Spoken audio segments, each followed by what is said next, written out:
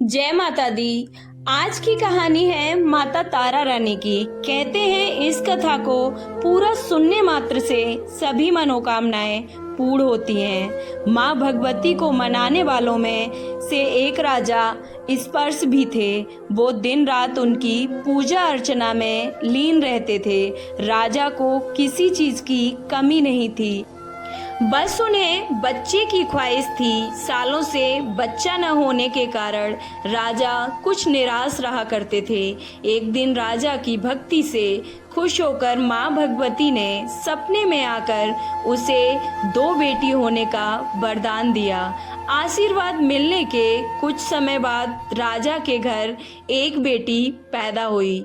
बेटी पैदा होने की खुशी में राजा ने सबको दावत दी और बेटी की कुंडली बनवाने के लिए पंडित को बुलाया। सबने राजा से एक ही बात की कि यह तो साक्षात देवी का रूप है। जहाँ भी इसके कदम पड़ेंगे वहाँ खुशियाँ ही खुशियाँ होंगी। यह भगवती देवी की भक्तन होगी। इतना सब कहकर पंडितों ने लड़की का नाम तारा रख दिया। कुछ समय के बाद मंगलवार के दिन राजा के घर एक और बेटी पैदा हुई। ज्योतिषियों ने उसकी भी कुंडली बनाई और उदास हो गए। राजा ने जब उनसे उदासी का कारण पूछा तो ज्योतिषियों ने बताया कि ये लड़की आपके जीवन में खूब सारा दुख लेकर आई है। राजा ने ज्योतिषियों से पूछा कि आखिर मैंने ऐसे कौन से खराब कर्म किए थे कि इसने मेरे घर में जन्म लिया। तो ज्योतिषियों ने बताया कि आपकी दोनों बेटियां राजा इंद्र की अप्सराएं हुआ करती थीं। इनमें से बड़ी बहन का नाम तारा और छोटी का रुकमन था। एक दिन ये दोनों मिलकर धरती की सैर करने के लिए गईं। दोनों ने ही वहां पहुंचकर एकादशी के दिन व्रत रखा। तारा ने अपनी छोटी बहन से कहा कि आज एकादशी का व्रत है, इसलिए बाजार जाकर कुछ ताजे फल ले आओ, लेकिन वहाँ कुछ खाना मत। रुकमन बाजार से फल लेने के लिए चली गई। वहाँ उसे मछली के पकौड़े दिखे। उसने झट से उन्हें खा लिया और अपनी दीदी के लिए कुछ फल ले लिए। रुकमन ने तारा से पूछा कि तुम अपने लिए फल क्यों नहीं लाई? उसने जवाब दिया कि वो मछली के पकौड़े खाकर आई है। तारा ने गुस्से में कहा कि तुम पापिन हो, एकादशी के दिन तुमने मछली खा ली। ऐसे खराब कर्म के लिए मैं तुम्हें छिपकली बनने का श्राप देती हूँ। अब उसी जंगल में तारा की बहन छिपकली बनकर रहने लगी। वहाँ एक जाने माने ऋषि गुरु गोरख भी अपने कुछ शिष्यों के साथ रहते थे। उनके शिष्यों में से एक बहुत ही घमंडी था। अपने घमंड के चलते वो शिष्य कमंडल में पानी भरकर एकांत में बैठकर तपस्या करने लगा। तभी एक प्यासी गाय वहां आ गई। उसने सीधे अपना मुंह उस कमंडल में डाला और पानी पी लिया। पानी पीने के बाद जैसे ही गाय अपना मुंह बाहर को निकालने लगी तो कमंडल नीचे गिर गया और ऋषि का ध्यान भंग हो गया। ऋषि ने देखा कि गाय पानी पी गई है। अब गुस्से में ऋषि ने गाय को एक चिमटे से बुरी तरह घायल कर दिया। इस बात की जानकारी जब गुरु गोरख को पड़ी तो वो तुरंत गाय को देखने के लिए गए। जैसे ही उन्होंने गाय की हालत देखी, वैसे ही अपने उस घमंडी शिष्य को आश्रम से बाहर निकाल दिया। कुछ दिनों बाद गौ माता पर किए गए उस अत्याचार से होने वाले पाप को कम करने के लिए उन्होंने एक यज्ञ रखवाया। इस यज्ञ के बारे में गाय को चिमटे से मारने वाले घमंडी शिष्य को भी पता चला। वो सीधे पक्षी का रूप धारण करके यज्ञ स्थल पर गया और भोजन में अपनी चोंच से मरा हुआ सांप डाल दिया। किसी को इस बात की खबर नहीं हुई। ये सब होते हुए तारा से श्राप मिलने वाली छिपकली रुकमन देख रही थी। उसने मन में हुआ कि उसे खाकर सारे लोग मर जाएंगे। सबकी जान बचाने के लिए छिपकली बनी रुकमन सभी लोगों के सामने भोजन पर गिर गई। लोगों ने छिपकली को खूब कोसा और बर्तन को खाली करने लगे। उसी वक्त भंडारा करने वालों ने को खाने में मरा हुआ सांप भी दिखा। तब कहीं जाकर सबको समझ आया कि छिपकली सबकी जान बचाने के लिए जानबूझकर भोजन में गिरी थी।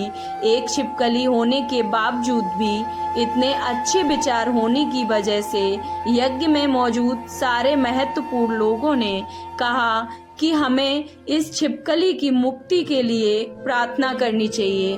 पंडित ने आगे बताया कि सबकी प्रार्थना से ही वो छिपकली तीसरे जन्म में आप जैसे प्रतापी राजा के घर बेटी के रूप में पैदा हुई है। वही तारा ने दूसरे जन्म में तारामती के रूप में जन्म लिया और अयोध्या के राजा हरिश्चंद्र से शादी की।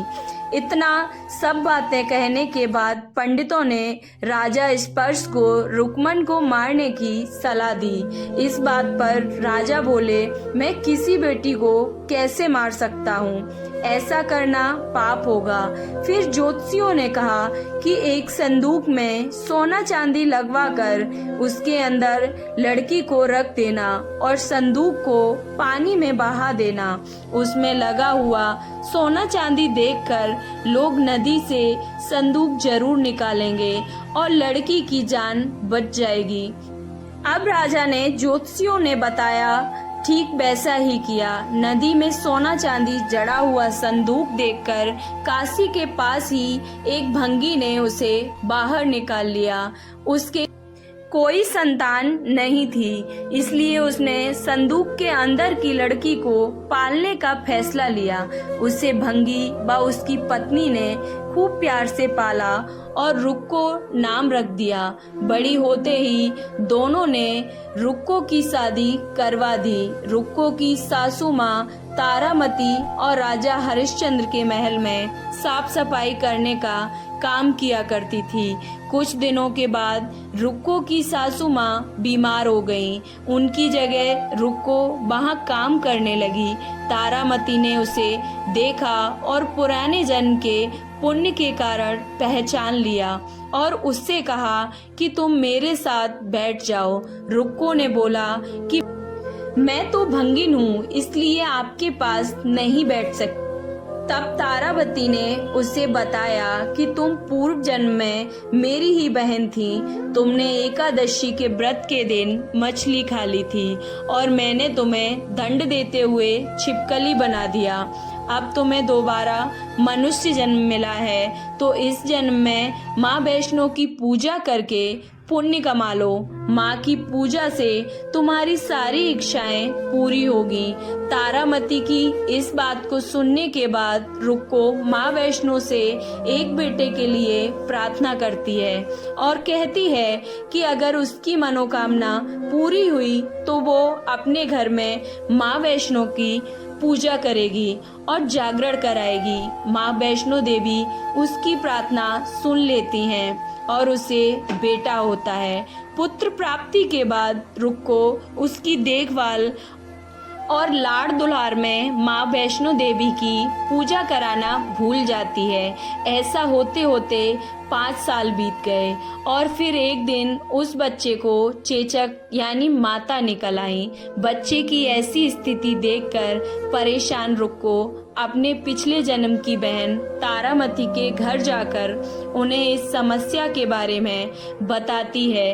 तब तारामती ने पूछा कि तुमने माँ वैष्णो देवी की पूजा अर्चना करने में कोई गलती तो नहीं की। फिर रुक्को को याद आया कि उसने माँ वैष्णो देवी का जागरण कराने का प्रण लिया था। ये बात याद आते ही रुक्को काफी पछतावा हुआ और मन में माँ से कहा कि बच्चे को ठीक होते ही वो अपने घर में जागरण कराएगी। अगले ही दिन उसका बेटा पूरी तरह ठीक हो जाता है। तभी रुक्को ने माता रानी के मंदिर जाकर पुजारियों को कहा कि मंगलवार के दिन घर में जागरण करवा दीजिए। रुक्को की बात सुनकर पंडित कहते हैं कि तुम यही 5 रुपए दे दो, तुम्हारे लिए हम मंदिर में ही जागरण करा देते हैं। रुक्को कहती है, मुझे पता है कि मैं भंगिन हूँ, लेकिन आप मेरे घर आकर ही जागरण करवा दीजिए। माँ किसी तरह का भेदभाव नहीं करती हैं, तो आपको भी नहीं करना चाहिए। इस पर पंडितों ने विचार विमर्श करके कहा कि अगर रानी आपके जागरण में आती हैं तो तुम्हारे घर आकर जागरण करने के लिए मैं भी तैयार हूँ। पंडितों की बातें सुनकर रुक्को अपनी बहन तारामती के पास जाती हैं और तारामती को सारी बात बताती हैं। रुक्को की बातें सुनकर तारामती जागरण में जाने के लिए तैयार हो जाती हैं। इस बात को बताने के लिए रुक्को जब पंडित जी के पास जाती हैं, तब उनके बीच की बातों को सेन नामक नाई सुन लेता है। फिर वह राजा हरिश्चंद्र को जाकर सारी बातें बता देता है।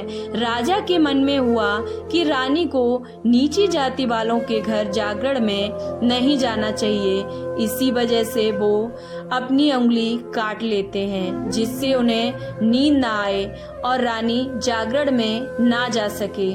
जब जागरण का समय होता है, तब भी राजा को जागते हुए देखकर रानी मन ही मन माँ वैष्णो देवी से प्रार्थना करती है कि महाराज को नींद आ जाए ताकि मैं जागरण में जा सकूं। रानी की प्रार्थना के कुछ ही देर बाद राजा को नींद आ जाती है। फिर रानी तारामती रोशनदान में रस्सी बांधकर महल से नीचे आकर रुक्को के घर चली जाती हैं। इसी जल्दबाजी में रास्ते में ही रानी की रेशमी रूमाल से एक पांव का कंगन गिर जाता है। इधर कुछ वक्त बाद राजा हरिश्चंद्र की नींद टूट जाती है। नींद खुलने पर रानी को अपने पास न देखकर राजा उसकी तलाश में निकल जाते हैं। रानी को ढूंढते ढूंढते उन्हें रानी का रुमाल और कंगन मिलता है। रानी की चीजों को अपने साथ लेकर राजा जागरण स्थल पर पहुंचते हैं और एक जगह चुपचाप बैठकर जागरण सुनने लगते हैं। माँ वैष्णो देवी के जयकारे के साथ जागरण खत्म होता है और सभी को प्रसाद दिया जाता है। तब रानी अपने हिस्से का प्रसाद को झोली में डाल लेती हैं। रानी के ऐसा करने पर लोग उनसे पूछते हैं कि वो प्रसाद क्यों नहीं खा रही हैं। अगर आप प्रसाद का सेवन नहीं करती हैं तो जागरण में आए लोग भी प्रसाद नहीं खाएंगे। तब रानी बोलती हैं कि वह प्रसाद राजा के लिए था, अब आप मुझे प्रसाद दीजिए। फिर अपने लिए प्रसाद लेकर रानी सबके सामने खा लेती हैं। रानी के प्रसाद खाते ही जागरण में मौजूद सभी भक्तों ने भी प्रसाद खाया। उसके बाद रानी महल के लिए निकल जाती हैं। तभी रास्ते में ही राजा उन्हें रोककर पूछते हैं कि तुमने नीच जाति के घर प्रसाद खाकर खुद को अपवित्र कर लिया। तुमने मेरे लिए भी प्रसाद रखा है, अब तुम उससे भी मुझे अपवित्र करना चाहती हो। अब मैं तुम्हें अपने महल नहीं ले जा सकता। यह बोलते हुए जब राजा रानी की झोली को देखता है, तब उन्हें प्रसाद की जगह गुलाब, चंपा जैसे अनेक फूल और कच्चा चावल बस सुपारियां नजर आती हैं। इस चमत्कार को देखकर राजा हैरान हो जाते हैं। फिर राजा चुपचाप रानी को अपने साथ ले जाकर महल पहुंचते हैं। वहां रानी बिना माचिस के ही माता रानी के सामने दीप जलाकर राजा हरिश्चंद्र को और हैरान कर देती हैं। फिर रानी बोलती हैं कि माता के दर्शन करने के लिए बहुत बड़ा त्याग करना पड़ता है। इसके लिए आपको अपने बेटे रोहितास की बलि देनी होगी, तभी माँ दुर्गा आपको साक्षात दर्शन देंगी। यह सुनकर राजा के मन में माँ के दर्शन की इच्छा होने लगी, जिसके लिए राजा अपने पुत्र की बलि देते हैं। बलि देने के बाद माँ दुर्गा शेर पर सवार होकर प्रकट हो जाती हैं। उन्हें देखकर राजा हरिश्चंद्र काफी खुश हो गए और माँ दुर्गा ने तुरंत राजा के बेटे को दोबारा जिंदा कर दिया। इस चमत्कार को देखकर राजा हरिश्चंद्र खुश हो गए। तभी राजा ने माँ की पूरी विधि से पूजा करके उनसी गलतियों की माफी मांगी। माँ दुर्गा ने भी राजा को खुश रहने का आशीर्वाद दिया और अंतर्ध्यान हो गई। तब राजा ने तारा रानी से कहा कि मैं बहुत खुश हूँ कि मुझे पत्नी के रूप में आप मिली हो। फिर राजा हरिश्चंद्र, तारा रानी और रुक्मन तीनों अपनी मनुष्य योनि से छुटकारा पाकर देवलोक चले जाते हैं। जीवन में श्रेष्ठ कर्म करने की सीख देते हैं और बुरे कर्मों के फल इंसान को भोगने ही पड़ते हैं। आपको ये कहानी कैसी लगी? अच्छी लगी तो कमेंट बॉक्स में जय माता दी जरूर लिखें और वीडियो को लाइक, चैनल को सब्सक्राइब करना ना भूलें। जय श्री कृष्णा, राधे राधे, जय माता दी।